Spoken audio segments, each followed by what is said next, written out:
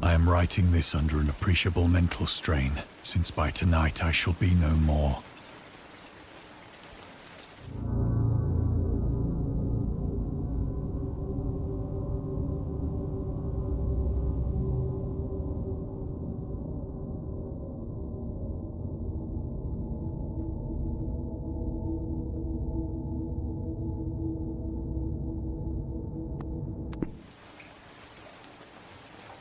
Penniless, and at the end of my supply of the drug which alone makes life endurable, I can bear the torture no longer, and shall cast myself from this garret window into the squalid street below.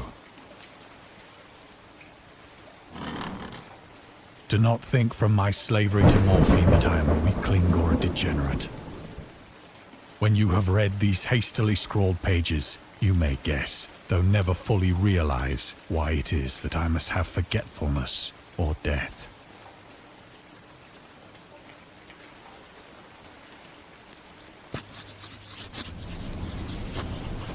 It was in one of the most open and least frequented parts of the broad Pacific that the packet of which I was supercargo fell a victim to the German sea raider.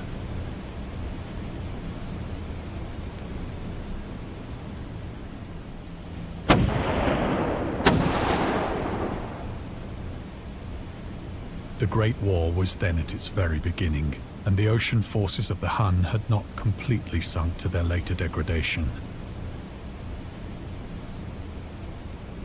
So that our vessel was made a legitimate prize, whilst we of her crew were treated with all the fairness and consideration due us as naval prisoners.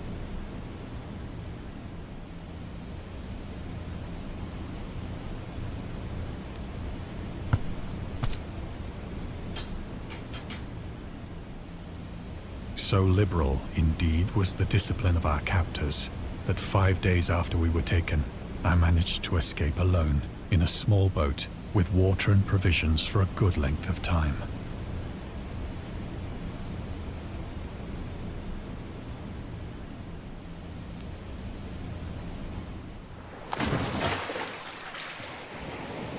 When I finally found myself adrift and free, I had but little idea of my surroundings. Never a competent navigator, I could only guess vaguely by the sun and stars that I was somewhat south of the equator.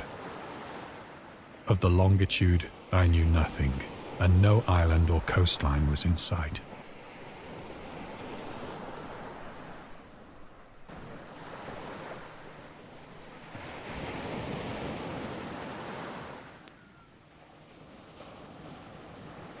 The weather kept fair, and for uncounted days I drifted aimlessly beneath the scorching sun, waiting either for some passing ship or to be cast on the shores of some habitable land.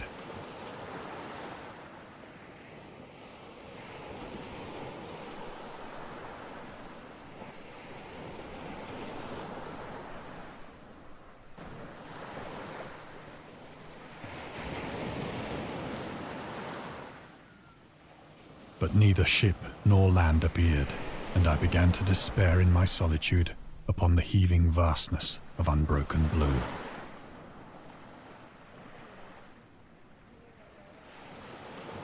The change happened whilst I slept.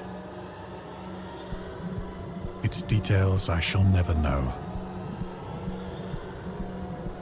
For my slumber, though troubled and dream-infested, was continuous.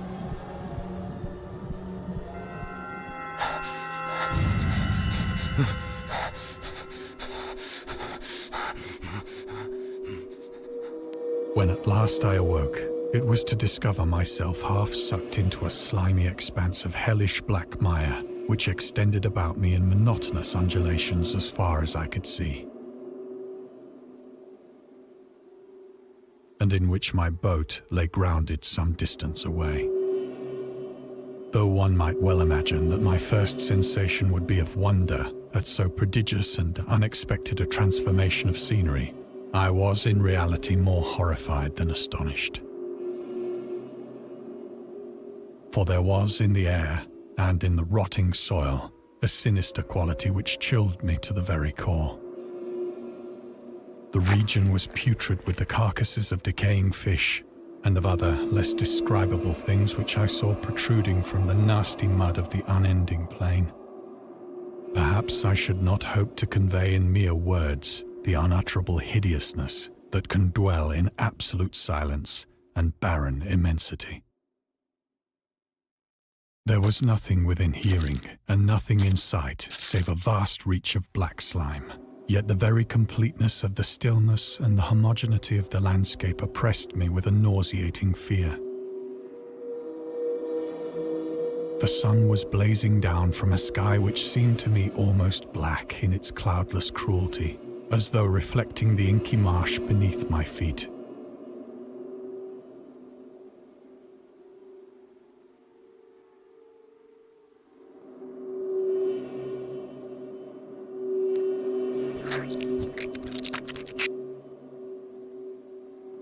As I crawled into the stranded boat, I realized that only one theory could explain my position.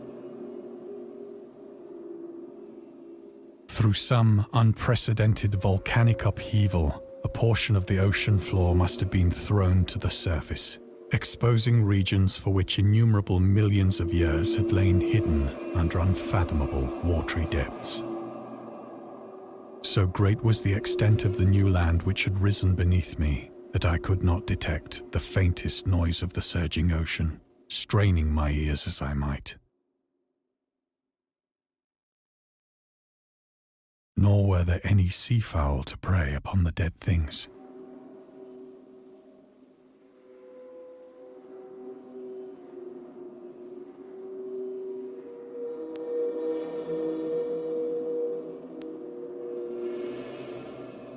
For several hours I sat thinking or brooding in the boat, which lay upon its side and afforded a slight shade as the sun moved across the heavens.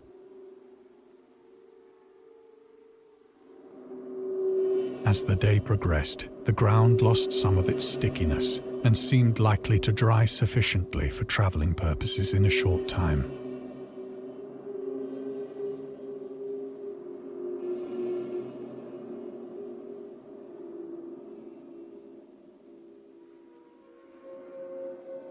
That night I slept but little, and the next day I made for myself a pack containing food and water, preparatory to an overland journey in search of the vanished sea and possible rescue.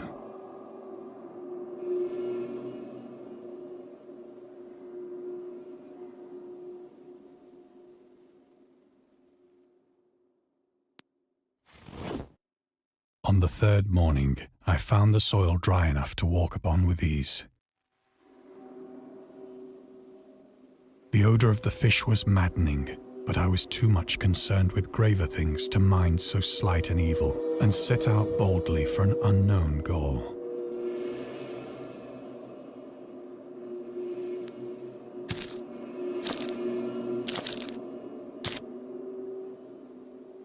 All day I forged steadily westward, guided by a faraway hummock which rose higher than any other elevation on the rolling desert.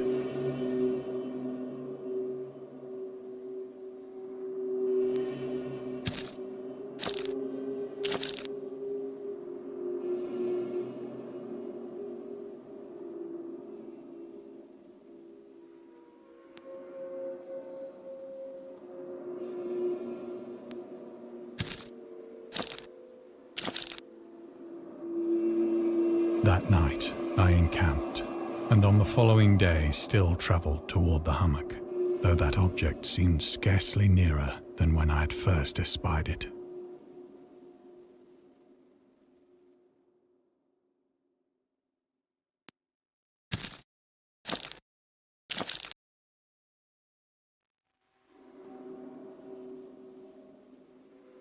By the fourth evening, I attained the base of the mound, which turned out to be much higher than it had appeared from a distance. An intervening valley setting it out in sharper relief from the general surface. Too weary to ascend, I slept in the shadow of the hill.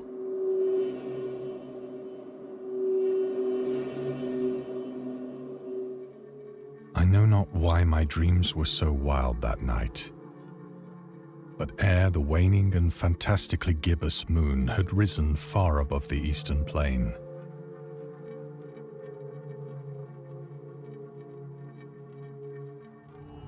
I was awake in a cold perspiration, determined to sleep no more. Such visions as I had experienced were too much for me to endure again. And in the glow of the moon I saw how unwise I had been to travel by day. Without the glare of the parching sun, my journey would have cost me less energy. Indeed, I now felt quite able to perform the ascent which had deterred me at sunset. Picking up my pack, I started for the crest of the eminence.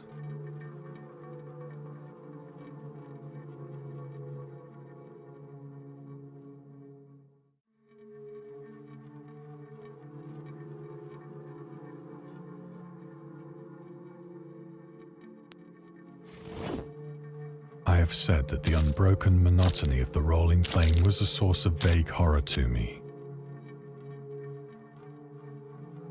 But I think my horror was greater when I gained the summit of the mound and looked down the other side into an immeasurable pit or canyon.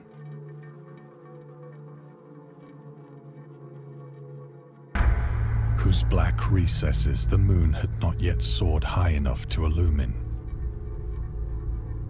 I felt myself on the edge of the world, peering over the rim into a fathomless chaos of eternal night.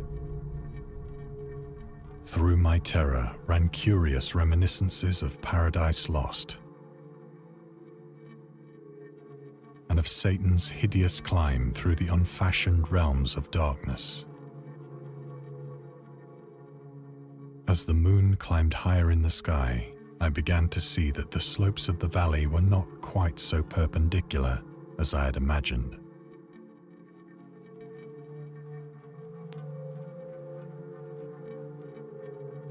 Ledges and outcroppings of rock afforded fairly easy footholds for a descent, whilst after a drop of only a few hundred feet, the declivity became very gradual.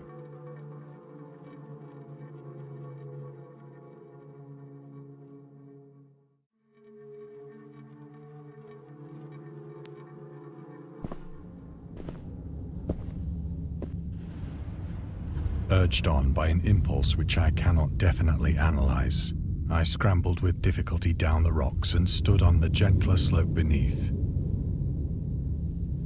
gazing into the Stygian deeps where no light had yet penetrated.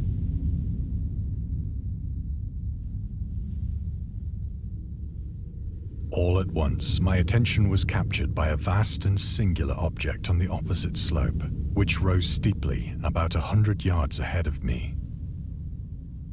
An object that gleamed whitely in the newly bestowed rays of the ascending moon.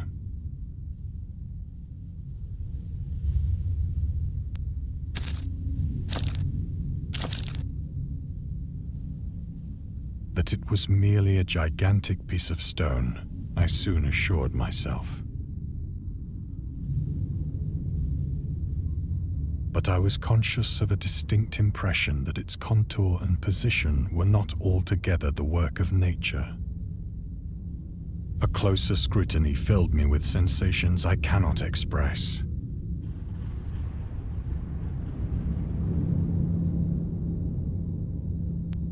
For despite its enormous magnitude and its position in an abyss which had yawned at the bottom of the sea since the world was young,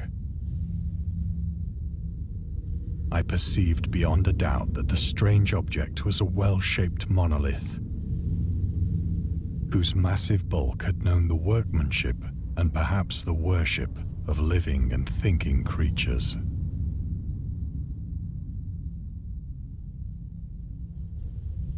Dazed and frightened, yet not without a certain thrill of the scientist's or archaeologist's delight, I examined my surroundings more closely.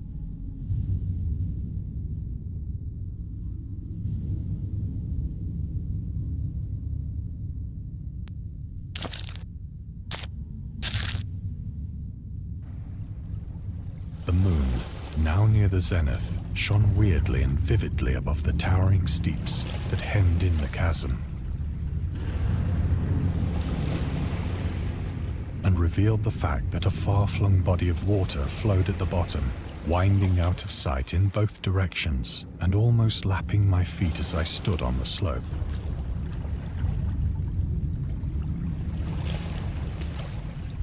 Across the chasm, the wavelets washed the base of the cyclopean monolith, on whose surface I could now trace both inscriptions and crude sculptures.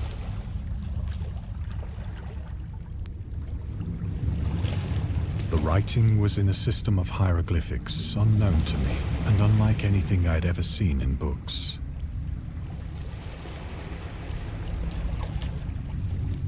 Consisting for the most part of conventionalized aquatic symbols such as fishes, eels, octopi, crustaceans, mollusks, whales, and the like. Several characters obviously represented marine things which are unknown to the modern world, but whose decomposing forms I had observed on the ocean-risen plain. It was the pictorial carving, however, that did most to hold me spellbound.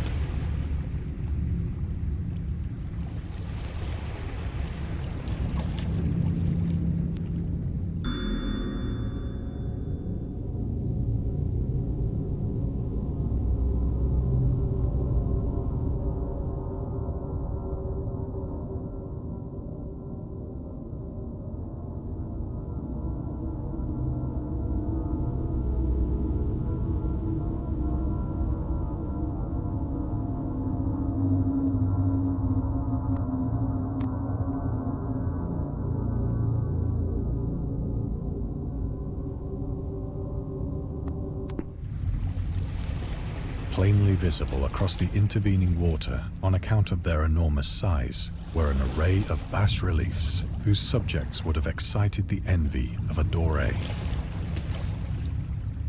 I think that these things were supposed to depict men, at least a certain sort of men, though the creatures were shown disporting like fishes in the waters of some marine grotto, or paying homage at some monolithic shrine which appeared to be under the waves as well.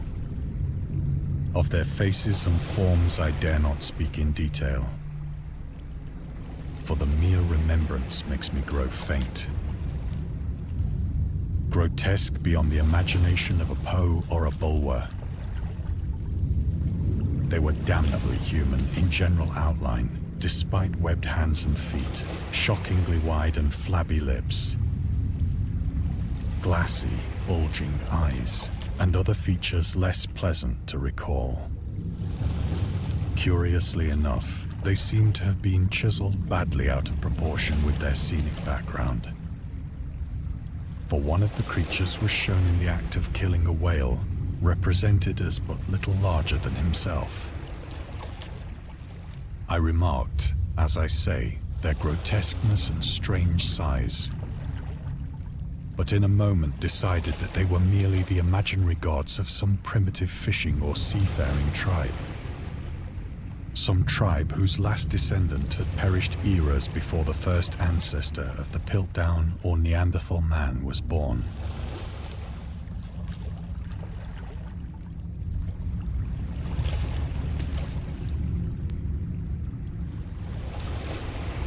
Awestruck at this unexpected glimpse into a past beyond the conception of the most daring anthropologist,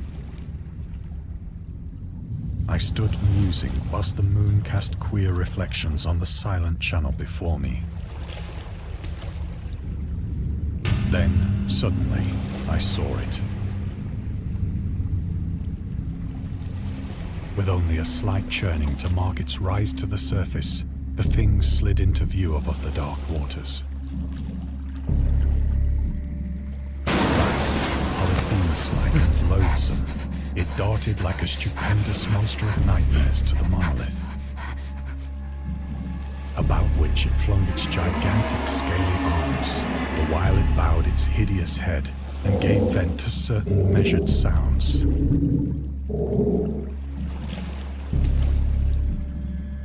I think I went mad then. Of my frantic ascent of the slope and cliff, and of my delirious journey back to the stranded boat, I remember little.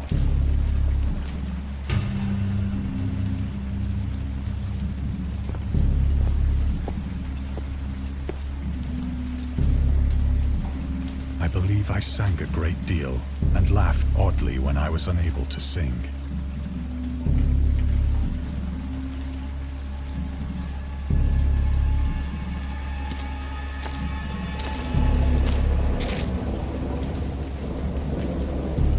Indistinct recollections of a great storm sometime after I reached the boat. At any rate, I know that I heard pearls of thunder and other tones which nature utters only in her wildest moods.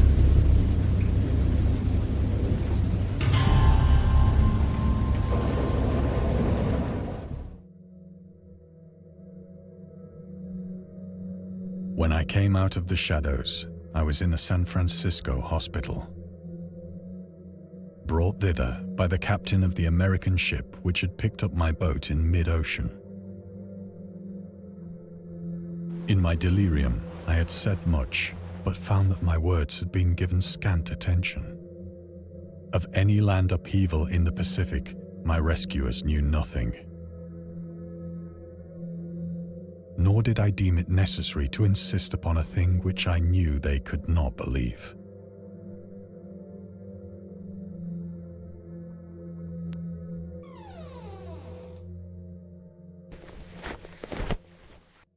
Once I sought out a celebrated ethnologist and amused him with peculiar questions regarding the ancient Philistine legend of Dagon, the fish god.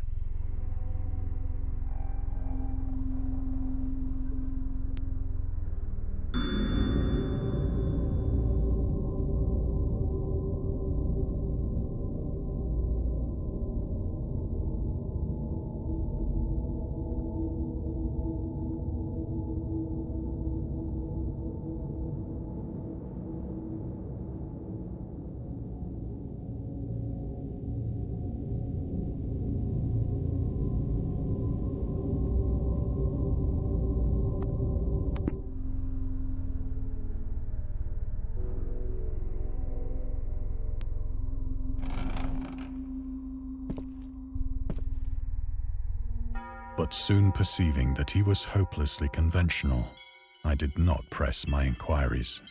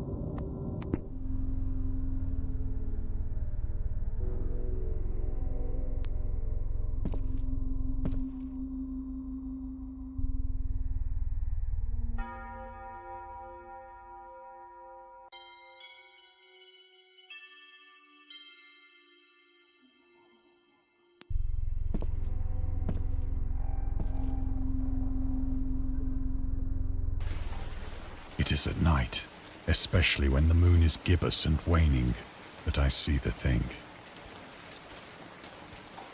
I tried morphine, but the drug has given only transient surcease and has drawn me into its clutches as a hopeless slave.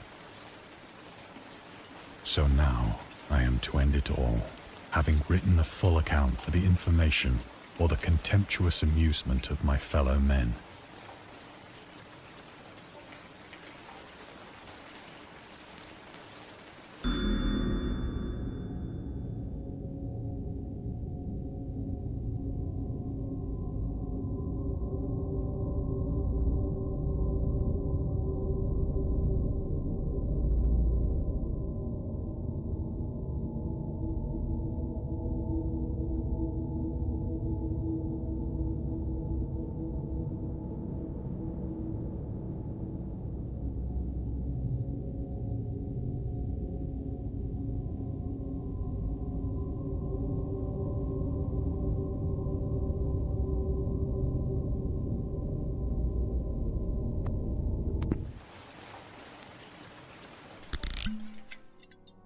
Often, I ask myself if it could not all have been a pure phantasm.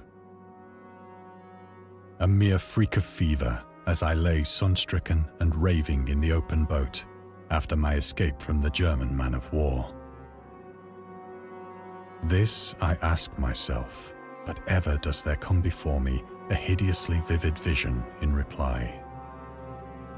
I cannot think of the deep sea without shuddering at the nameless things that may at this very moment be crawling and floundering on its slimy bed,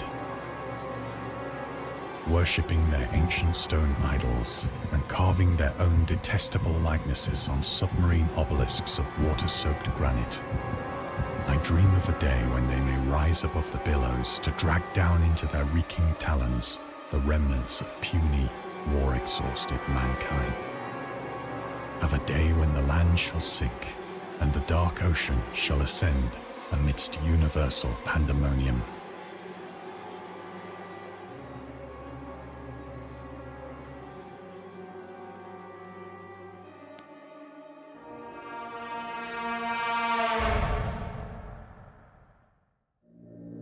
The end is near. I hear a noise at the door, as of some immense slippery body lumbering against it.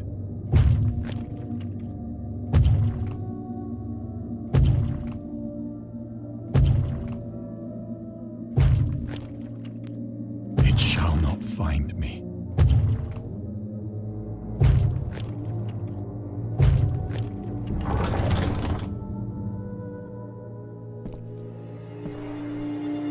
God, that hand!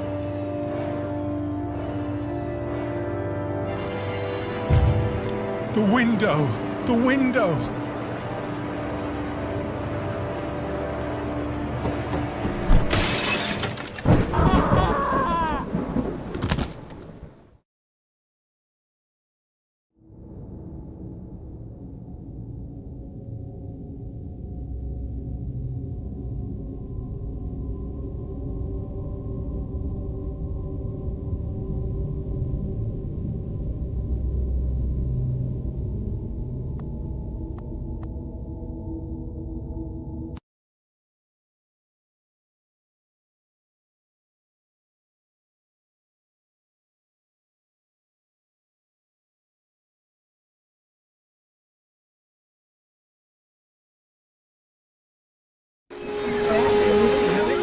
And scary stories have been accompanying men for centuries. They have many faces and forms, but what is their purpose? Why do we enjoy being afraid so much? During our therapy, I'll try to explain.